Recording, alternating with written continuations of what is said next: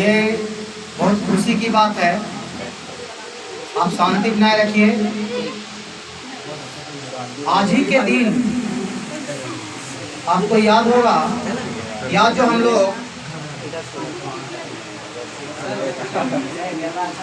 आज ही के दिन अर्थात 5 सितंबर 1888 में आज जिनके हम लोग जन्मदिन मना रहे हैं, उनका नाम है डॉक्टर सर्वपल्ली राधाकृष्णन। ये ऐसे शख्स व्यक्ति हैं, ऐसे महान व्यक्ति हैं जिनका आज जन्मदिन के रूप में पूरे हिंदुस्तान, पूरे मुल्क में धूमधाम से मनाया जा रहा है। आपको जानकारी होना चाहिए कि आदमी हैं कौन। आज हम लोग इनको खुशी में, उनके जन्मदिन में इतना उत्साही एक सम्मिलित संगठन बनाकर के आज धूमधाम से क्यों मना रहे हैं, इनका थोड़ा सा मैं संक्षिप्त रूप में बताना चाहता हूँ। इनका जो जन्म है ये चेन्नई से 200 किलोमीटर दूर एक छोटा सा हमीलों जैसा एक गांव था जिसका नाम था तिरुचिल्ला। वहाँ से इनका जन्म हुआ। ऐसे इनका पुष्पौनी गांव जो है, गांव का ही नाम था सर्वपल्ली। वहाँ सर्वपल्ली गांव के रहने वाले थे, इसलिए इनका नाम हर व्यक्ति के नाम के आगे सर्वपल्ली लगता है। जो उस गांव में रहता है वहाँ के सभी व्यक्ति अपने नाम के आगे सर्वपल्ली लिखता है। इनका पुश्तैनी अर्थात खानदानी घर सर्वपल्ली गांव नाम पे था, लेकिन वहाँ इनके पिताजी काम नहीं करते थे। इनके पिताजी एक जमींदार के यहाँ काम करते थे, चेन्नई से जो 200 किलोमीटर दूर बताएं जगह का नाम।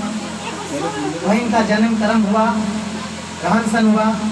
लेकिन दुर्भाग्य कि इनके पिताजी कुछ ही दिन के बाद इनका पिताजी का मृत्यु हो गया था। जब ये मर गए, बहुत छोटा बच्चा थे ये। ऐसे ये भाई में 5 थे, कुल मिलाकर ये दूसरे स्थान पर थे। इनके छोटी सी बहन भी थी। इनका गरीबी हालत, ये जाति के ब्राह्मण थे, पूजा पाठ से इनका भरण पोषण चलता था। लेकिन इनका पिताजी के मृत्यु के बाद इनके घर में कमाने वाला कोई संतान नहीं था। लेकिन इनका पढ़ने का इतना तीव्र इच्छा था, इतना कुशाग्र बुद्धि के थे।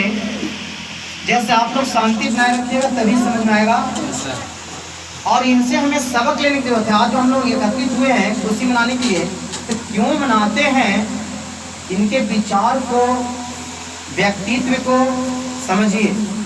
ये कितना कुशाग्र बुद्धि के थे दोस्तों।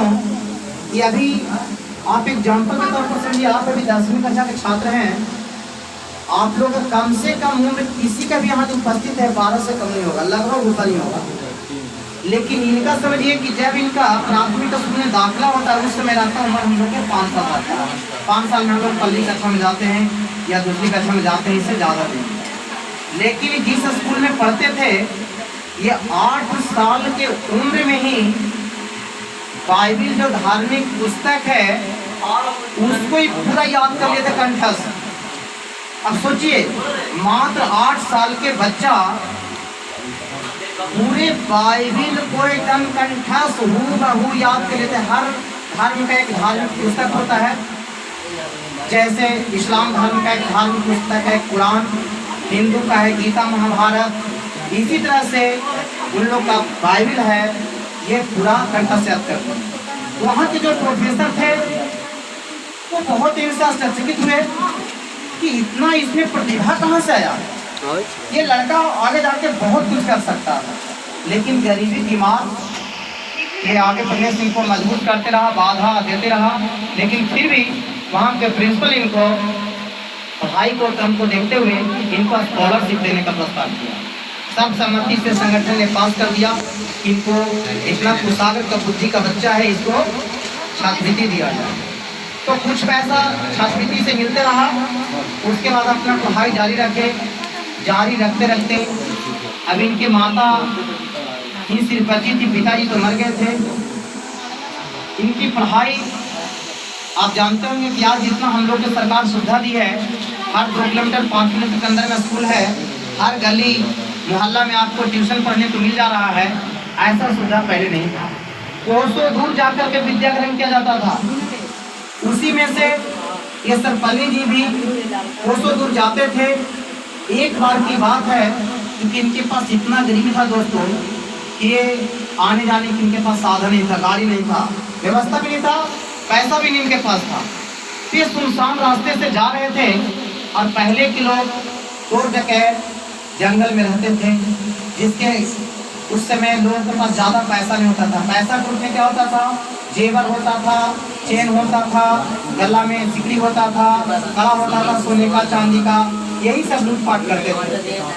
तो उन्होंने क्या किया, चोर पहले के लोग जो भी सुनसान रास्ता से गुजरता था उसको लूट लेते थे और उसी से चोर अपना जीवन यापन करता था। ऐसा ही दरमियान में हुआ कि जब ये घूम फिर के आ रहे थे स्कूल से, सुनसान रास्ते से गुजर रहे थे, जिनको चोर ने देख लिया और सोचा कि ब्राह्मण का बच्चा है, जरूर इनके पास भी जरूर सोना चांदी हीरा जवाहर से कुछ न कुछ इनके पास जरूर नहीं है।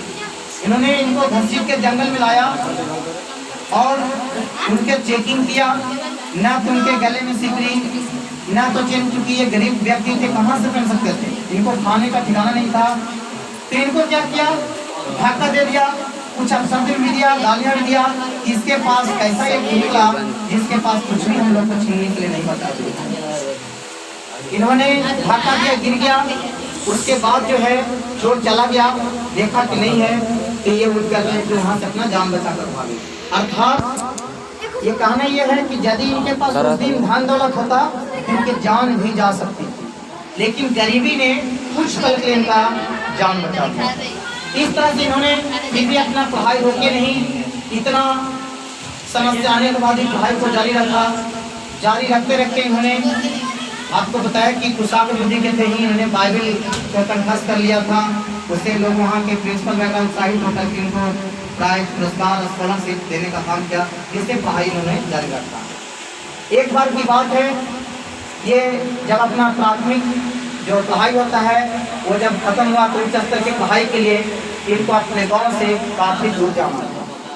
वहाँ जब हॉस्टल में गए तो वहाँ सब चीज़ का रहने खाने पीने सब चीज़ का पैसा लगता था दोस्तों, लेकिन इनका पढ़ने का इतना जुनून था कि कुछ भी कष्ट दुख तकलीफ जो भी सहने का इनसे कोई इनका परेशानी नहीं होता था।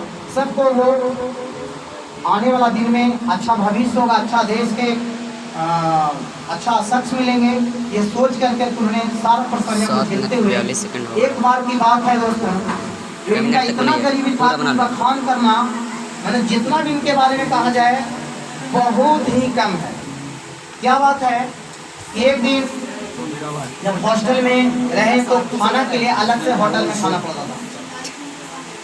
पहले जो होटल का व्यवस्था था, विधि व्यवस्था, वो हम लोग के जैसा ये थाली नहीं मिलता खाने के लिए, सब केला के पत्ता पर या और बड़े बड़े पेड़ के पत्ते होते थे उसमें खाना मिलता था, और उस पत्ता के भी पैसा लगता था। खाना के अलावा उस पत्ता केला के जो पत्ता था उसके भी पैसा लगता। आप सोचिए, ये उस जमाने की बात है, इनका जन्म 1888 में हुआ था। मुश्किल से 88 में 10 साल और जोड़ दीजिए या 15 साल भी जोड़ देते हैं तो समझिए कि आपका उस समय देश का आजाद नहीं हुआ था, उस समय की बात होती है। उस समय पत्ता का मामूली पैसा में कीमत होगा, 1 आना 2 आना ऐसा होगा मामूली सा। इनके पास वो पत्ता खरीदने के लिए भी पैसा नहीं था। दुकानदार के अगर ये होटल में खाना खाने जाते थे तो बोला भाई पत्ता का पैसा दीजिए, बोला सर जी मेरे पास तो पैसा नहीं है पत्ता के लिए। उस बेशर्म होटल के मालिक को कहिए या वहाँ के स्टाफ को कहिए कि एक पत्ता भी नहीं दे पाया फ्री में। इन्होंने क्या सोचा, खाना तो हो जा रहा है, इन्होंने क्या किया, जमीन को मिट्टी जो है उसको साफ करके बालू इन्हें से साफ सुथरा करके उसी में दाल भात सब्जी जो भी मिलता था उसको जमीन पर ही खाते थे। अब सोचिए क्या वैसा गरीबी हम लोग के पास है, ऐसा गरीबी हम लोग भगवान भी न करें कि ऐसा किसी को देखने को मिले, सुने। लेकिन उनके पास इतना गरीबी था, इतना गरीबी था कि सोचिए जमीन पर तो उसने खाया। आज हम लोग के यदि माता पिता इतना कष्ट देंगे, अगर जमीन में खाने को मिलेगा क्या हम लोग खाना खा पाएंगे? नहीं खा पाएंगे, हम लोग तुरंत बीमार हो जाएंगे। लेकिन वो बीमारी का परवाह न देखते हुए उनका एक ही लक्ष्य था, अच्छा उच्च गुणवत्ता वाला शिक्षा प्राप्त करना। क्योंकि उच्च गुणवत्ता शिक्षा उसी संस्थान में मिल सकता था और कहीं नहीं। लेकिन वहाँ कष्ट ये था कि उसको खाने के लिए बेचारा जमीन में खाते थे। सोचिए, आज हम सभी को माँ बाप जितना सुविधा दे रहा है, आज यदि उनके कष्ट मिलता उनके जैसा, तो शायद इसमें से हम समझते एक भी बच्चा नहीं पढ़ पाता, एक भी बच्चा नहीं पढ़ पाता। लेकिन दुर्भाग्य और विडम्बना की बात है कि उनसे कई गुना सुखी संपन्न आपके माता पिता हैं। आपको इतना सारा सुख सुविधा देने के बाद भी आप नहीं पढ़ पाते, और हम लोग उनके विचार को लेके नहीं चलते हैं, उनके किए गए कर्तव्य को भूल जाते हैं। आप लोग बहुत हल्ला कर रहे हैं।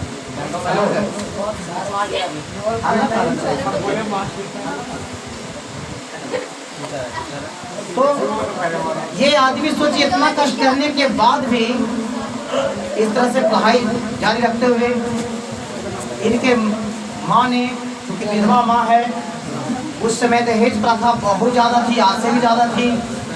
उनको जानते हैं, मात्र 16 साल की उम्र में ही शादी हो गई। शादी हो गई, फिर भी उनके पढ़ाई में बाधाएं पड़ने लगा, लेकिन उस बाधा को फिर से तोड़ दिए। वो अपनी बहन को, अपनी पत्नी को पत्नी न समझ के, प्यार मोहब्बत में न डूब करके उसको प्यार मोहब्बत को अलग दरकिनार कर दिया दोस्तों, और उन्होंने अपने पढ़ाई को जारी रखा। और हेलो सोचिए, उन्होंने 16 साल में शादी कर लिया, फिर भी वो हम लोग जैसे जो आप सभी अभी 16-17 साल में प्यार मोहब्बत में डूब जाते हैं और अपना पढ़ाई उद्देश्य को भूल जाते हैं, उन्होंने नहीं भूला। पत्नी होते हुए भी उसको दरकिनार कर दिया। अब ऐसा नहीं कि पत्नी को मारपीट के निकल दिया, रखते थे, लेकिन उनसे ज़्यादा उनकी पढ़ाई लिखाई ही उद्देश्य मूल उद्देश्य था। इस तरह से उन्हें पढ़ाई जारी रखते रखते उनके जीवन का सफ़र इस कदर पहुँच गया, तब तक हमारा देश आज़ाद हुआ और आज़ादी में उन्होंने कूद गया।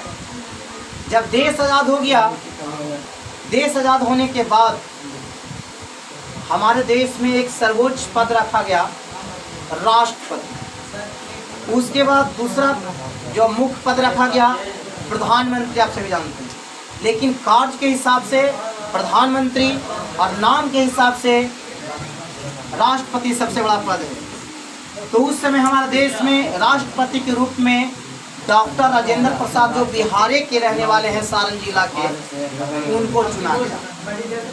यह प्रक्रिया 5 साल पर चेंज होना था, लेकिन ये 5 साल के बाद पुनः दोबारा चुन लिए गए राष्ट्रपति के रूप में। अब आई बात कि यदि राष्ट्रपति को तबीयत खराब हो जाए, कहीं विदेश दौरे पर चले जाएं, तो उनके बदले में फिर कार्यभार हमारे देश में कौन संभालेगा। तो उन्हें पूरी राजनीतिक में नजर दौड़ाए राजनीतिकबाज, लेकिन ऐसा कोई शख्स नहीं मिला कि राजेंद्र प्रसाद के बाद कौन ऐसा व्यक्ति है जो इस देश को चला सकता है। अगर उनके एब्सेंट में तबीयत खराब हो जाए या किसी कारण से ये कुछ हो जाए उनको, तो उनके बाद इनका कौन हमारा देश के लीडर होगा जो देश को संचालन करा। इतने सोचिए, पूरे हिंदुस्तान में इतने लीडर नेता थे, लेकिन किसी को नहीं, वही शख्स महान व्यक्ति जिन्होंने दुनिया में ज़मीन में खाना खाया था, जिन्होंने शादी होने के बाद अपने पत्नी को दरकिनार के अल्लाह प्रेम में नहीं फंसा, वही आदमी ये आपके बीच में, जिनको आज हम लोग खुशी से जन्मदिन मना रहे हैं, वो हैं डॉक्टर सर्वपल्ली राधाकृष्णन जी। इनको उपराष्ट्रपति बनाया गया, इनको उपराष्ट्रपति बनाया गया। राष्ट्रपति के पद पर इनके विरोध में कोई खड़ा नहीं हुआ कि ऐसे महान शख्स के विरोध करना हमारे देश के साथ खिलवाड़ होगा। बिना विरोध करते हुए विरोध रूप से 2 बार इन्होंने 5 साल यानी 10 साल तक उपराष्ट्रपति का पद उनका निभाया। इसके बाद डॉक्टर राजेंद्र प्रसाद तीसरे राष्ट्रपति में उनके स्वास्थ्य खराब होने के कारण राष्ट्रपति पद पर रहने से उन्होंने मना कर दिया। उसके बाद हमारे देश में भूचाल आ गया कि देश को संभालेगा कौन। उनकी हालत खराब हो गई है, उम्र भी बढ़ चुकी थी, वो संभालने लायक नहीं थे। फिर सभी राजनीतिक ने मिल बैठ कर निर्णय लिया कि हमारे देश का लीडर कौन होगा, सर्वोच्च पद पर कौन बैठेगा। तो 2 साल उपराष्ट्रपति का अनुभव तो था ही, 2 बार यानी 10 साल। उसके बाद ये दूसरा कार्यकाल के हिसाब से तीसरा, और अगर आदमी के हिसाब से देखा जाए तो व्यक्तिगत रूप में दूसरा बार में इन्होंने राष्ट्रपति का पद ग्रहण किया, अर्थात देश का सर्वोच्च पद। कौन सा व्यक्ति? वही एक गरीब ब्राह्मण का व्यक्ति, वही एक गरीब ब्राह्मण के बच्चा जिन्होंने किस में खाया था? जमीन में, जिनको एक पत्तल यानी पत्ता खरीदने का भी पैसा नहीं था। क्या बाद में बन गया? पढ़ लिख के एक राष्ट्रपति, जो हमारे देश का सबसे बड़ा पद है, उस मंच पर आसीन हो गया दोस्तों। और इन्हीं के शासन काल में हमारे देश में दो देश से लड़ाई होती है। आपका पहला चीन, दूसरा आपका पाकिस्तान। दोनों विकट परिस्थिति में देश को संभाले रखा, अस्थिर बनाए रखा और अपने देश को गुलाम होने से, ये लड़ाई में अधिक बर्बादी होने से इन्होंने अपने आप को बचा लिया। इनको हमारे भारत में ऐसे महान शख्स हैं, इन्हें ऐसा फिलॉसफी लिखा कि इनको एक भारत का दार्शनिक राष्ट्रपति के भी नाम से जाना जाता है। ये इनके अलावा आज तक बहुत सारे राष्ट्रपति बने, लेकिन किसी को दार्शनिक राष्ट्रपति नहीं कहा गया। दार्शनिक मतलब एक नया रास्ता दिखाने वाले, भारत को नए ऊंचाइयों तक पहुंचाने वाले, आकाश को छुआने वाले, यही महान शख्स हैं जिन्होंने भारत के भी एक नाम दर्शन शास्त्र में इन्होंने लिखवाया कि भारत भी किसी से कम नहीं है फिलॉसफी देने में। ये बहुत बड़ा फिलोसफर थे, इसलिए हमारी ये दार्शनिक राष्ट्रपति कहा जाता है। इनका जीवनी अगर देखा जाए तो हमेशा दुख भरा है, लेकिन देश का जब विपत्ति आफत आया तो तनिक भी इन्होंने अपने आप को सब घोर के पी गया विपत्ति को, और देश को हमेशा आगे रखने का प्रयास किया। दोस्तों मेरा कहना है, इन्हीं सब कठिनाइयों को झेलते हुए हम सब को सबक लेना है कि जब ये व्यक्ति, जब इतना कम साधन होते हुए भी, कम पैसा होते हुए, गरीबी को झेलते हुए जब इतना बड़ा आदमी बन सकते हैं, इतना अधिक से अधिक क्वालिफिकेशन पढ़ाई लिखाई प्राप्त कर सकते हैं, तो अपने आप से ज़रा झांकिए कि जो आपको सुविधा मिल रहा है, आपके पिताजी 2 केजी मजदूरी कर रहे हैं, लेकिन आपके पढ़ाई लिखाई, कपड़ा लत्ता किसी भी चीज़ में कमी नहीं कर रहे हैं। आपका अगर इच्छा है तो 2 ट्यूशन तक 2 ट्यूशन के भी दे रहे हैं, स्कूल जाना अगर और इच्छा है तो उसको भी पूर्ति करने का प्रयास कर रहे हैं। लेकिन विडम्बना की बात है, दुख की बात है, कितना सब कुछ होते हुए भी आप सभी इनके कदमों पर नहीं चल रहे हैं, इनसे सबक नहीं ले रहे हैं।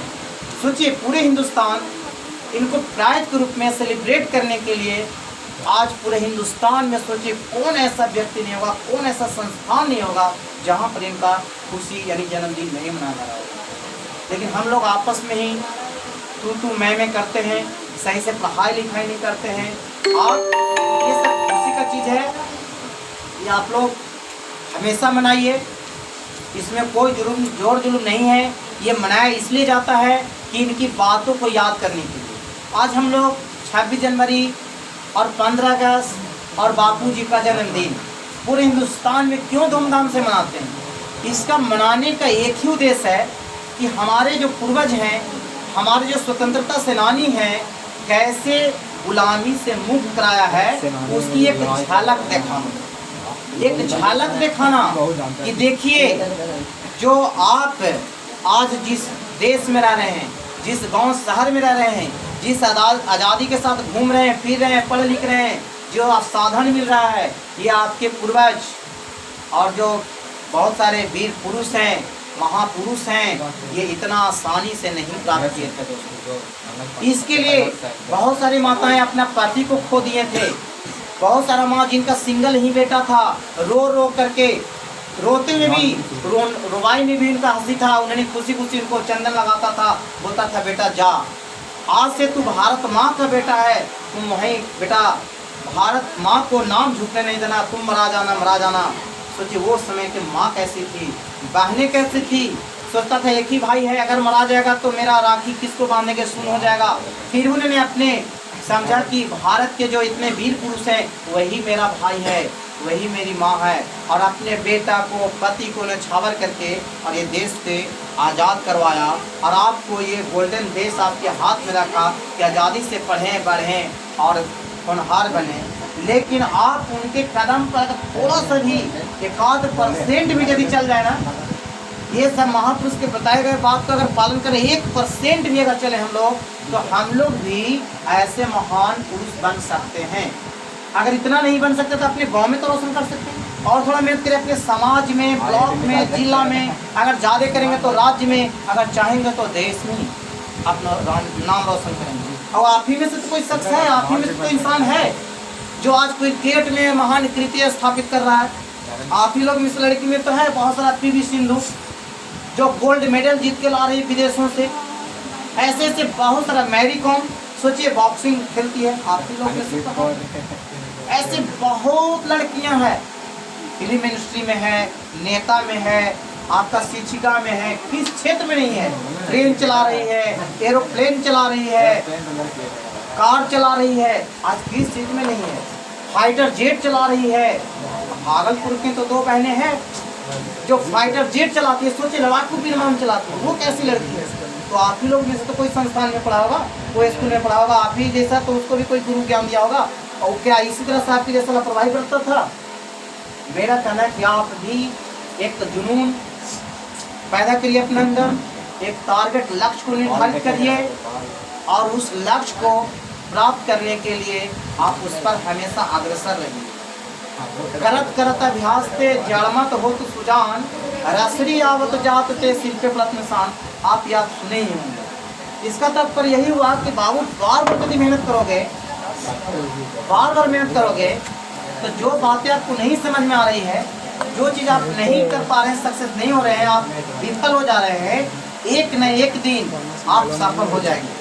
जिस तरह से एक मुलायम रस्सी अपने बार बार संघर्ष और प्रयास से उतना हार्ड पत्थर को काट दिया, उसमें घाट बना दिया, तो आप एक मामूली इंसान हैं, आप में बहुत जोश क्षमता है, आप एक बुद्धिमान व्यक्ति हैं, आप ही कल देश के होनहार हैं, आप ही को कल देश को चलाना है। आज हमारा देश आजाद करके बापूजी, मौलाना अबुल कमल आजाद, चंद्रशेखर, भगत सिंह, इन्होंने अपना जान दे के चले गए। अगर हम लोग अच्छे सच्चे मार्ग पर नहीं चलेंगे, हम लोग के अंदर खाली बुराइयां कुर्तियां भरे रहेगा, तो देश नहीं चलेगा, खराब हो जाएगा, परिवार नहीं चलेगा, समाज नहीं चलेगा। इसलिए आज समाज में जो कुछ कुरीतियां हैं, कुछ बुराइयां हैं, वो एक ही देश है, आज शिक्षा के कारण।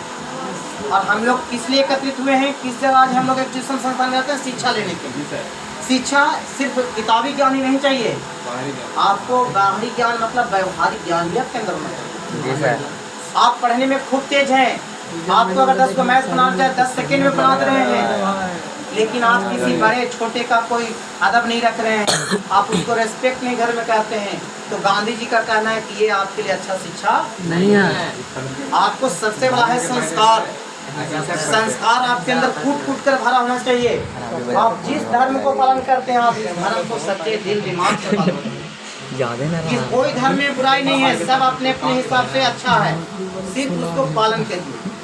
बुराई खोजिएगा, एक कहावत था, बुरा देखन मैं चला, बुरा न मिला कोई, जो दिल खोजा आपने मुझसे बुरा न होए।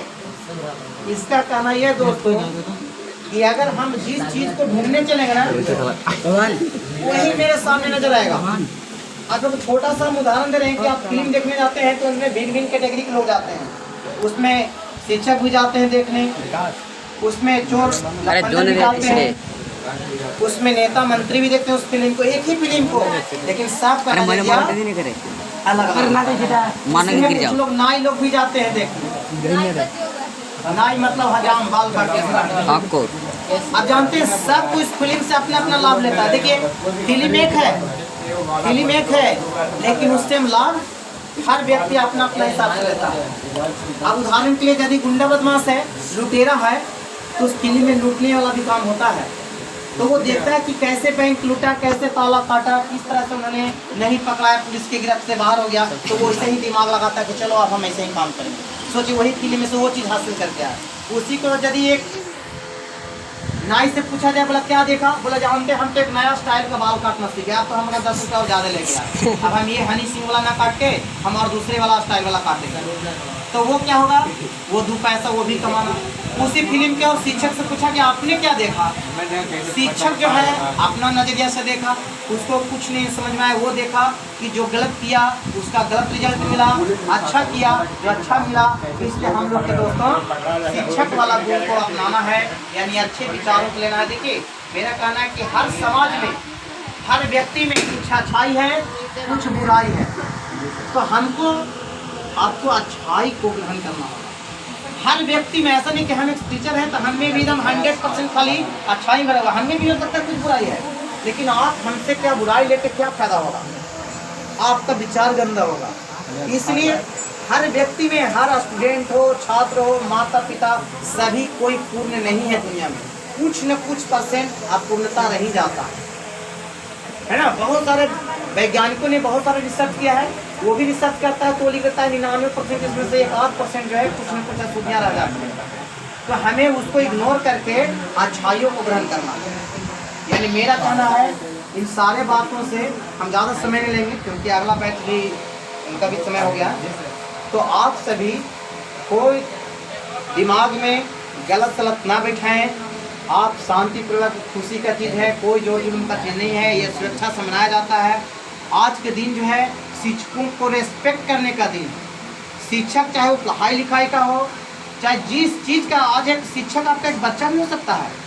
शिक्षक ऐसा नहीं कि उम्र में है बड़ा तो वो मेरा शिक्षक है, आप भी शिक्षक हो सकते हैं। हो सकता है आप भी कुछ ऐसा लोगों को गाइडलाइन दिए, आप हो सकता है उम्र में बड़े होंगे लेकिन आपने चाचा भैया किसी को ऐसा गाइडलाइन दिया उससे उनका ज़िंदगी संवर गया, उनकी जान बच गई और कुछ चीज़ में उनका भला हो गया। इसका मतलब आप किसी न किसी रूप में आप भी शिक्षक, आप छोटा उम्र में है फिर भी क्यों आप भी शिक्षक है, आपने भी उनका मार्गदर्शन किया है। तो आज ऐसे सभी महान शख्सों को जो आपको अंधकार से प्रकाश में लाने का प्रयास करते हैं, जो आपके अंदर से बुराइयां जो घुसा हुआ है कुछ % उसको निकाल करके, चाहे वो दंड दे करके हो, चाहे समझा बुझा के हो, चाहे आपका जिस तरीके से हो, बुद्धि दिमाग लगा करके हो, आपसे जो निकालने का प्रयास करता है वास्तविक में वही शिक्षा का दोस्त। समाज में बहुत सारे बुराइयां हैं, कुछ लोग आपको बिगाड़ने के लिए आपको शाबाशी देगा, आप गलत भी करेंगे ना उसको प्रोत्साहित करेगा, ठीक है बहुत अच्छा किया। ऐसा उनको नहीं करना चाहिए क्योंकि वो स्वार्थ बस कर रहे हैं, उनसे हो सकता है कुछ स्वार्थ सिद्धि करना चाह रहे हैं आपसे, लेकिन उनको हमेशा जीवन में कभी भी वो गलती कर रहे हैं ऐसा गलती आप नहीं। हर लड़ाई झगड़ा होता है, आपसे चाकी वगैरह से लड़ाई हो गया, नहीं बोल रहे हैं तो आप सोचते हैं कि हम क्यों बोलना चाहेंगे, नहीं, उनका हो सकता है कम पढ़े लिखे हैं, उनका दिमाग नहीं काम कर रहा है, आप उनसे बोलिए, आप उनको जाके घुल मिल के रहना दें। Union is strength. हम समाज में रहें, चाहे परिवार में रहें, चाहे पढ़ाई लिखाई में रहें, हम लोग सब एकत्रित रहें, संगठित रहें, समस्या आएगा आपका समाधान आसानी से हो जाएगा। इसलिए इन सब बातों के साथ हम सब लास्ट में यही आपको फिर से याद दिलाना चाहते हैं, यह जो दिन है हम सब एक गुरुओं के रेस्पेक्ट के दिन है, पूरा हिंदुस्तान मुल्क में मनाया जा रहा है। इस दिन आप लोग समझते नहीं कि शिक्षक हैं, शिक्षक ही आज जो भी महान बने हैं व्यक्ति, इनको भी तो कोई गुरु ही ज्ञान दिया। आज महात्मा पुरुष इतना बड़ा शख्स हैं जिनको आज बापू जी कहा जाते हैं, देश के पिता है, राष्ट्रपिता हैं, ये भी तो किसी गुरु से ज्ञान ली। आपके माता पिता जो हो सकता है कोई भैया भाभी डॉक्टर इंजीनियर बने हैं, वो भी तो कोई ना कोई गुरु से तो ज्ञान लेके ही बने हैं। सोचिए गुरु का स्थान इतना ऊंचा है कि एक बार की बात है कि एक बार एक व्यक्ति के घर में 2 आ गए, गुरु भी आ गए और भगवान भी आ गए, गुरु भी आ गए और भगवान भी साथ साथ है, जिनको आप आराध्य देव कहते हैं, अल्लाह ईश्वर जो कहते हैं आप दोनों आ गए तो दोनों का रिस्पेक्ट करना है। लेकिन अब दोनों में सस्पेंस बन गया कि दोनों में प्रथम कौन। सोचिए जरा गुरु का स्थान कितना होता है। तो वहां पर एक कवि जी ने कहा कि गुरु गोविंद दोनों खड़े काके लागू पाए, गुरु गोविंद दोनों खड़े काके लागू पाए, बलिहारी गुरु आपने दिया गोविंद दिया बता। इसका मतलब ये हुआ दोस्तों कि जब भगवान और गुरु दोनों मेरे घर में प्रवेश किए तो सस्पेंस में पड़ गया कि मैं सबसे आदर सत्कार प्रथम किसको करूं। मेरे अंदर में दोनों प्रिय हैं, भगवान भी मेरे लिए और गुरु भी मेरे लिए। दोनों में किसका? अब बंद कर रहे वो असमंजस में पड़ गया। 30 मिनट तो आप देखिए, आधा जब घंटा कोई बंद। राष्ट्र मुसीबत में पड़ते हैं तो किसको याद करते हैं? अल्लाह ईश्वर को याद करते हैं। उन्होंने स्मरण किया कि भगवान आप तो हमें सस्पेंस में डालते हैं, हम क्या करें, किनको सर्वप्रथम पूजें। फिर उन्होंने भगवान मुस्कुराए और बोले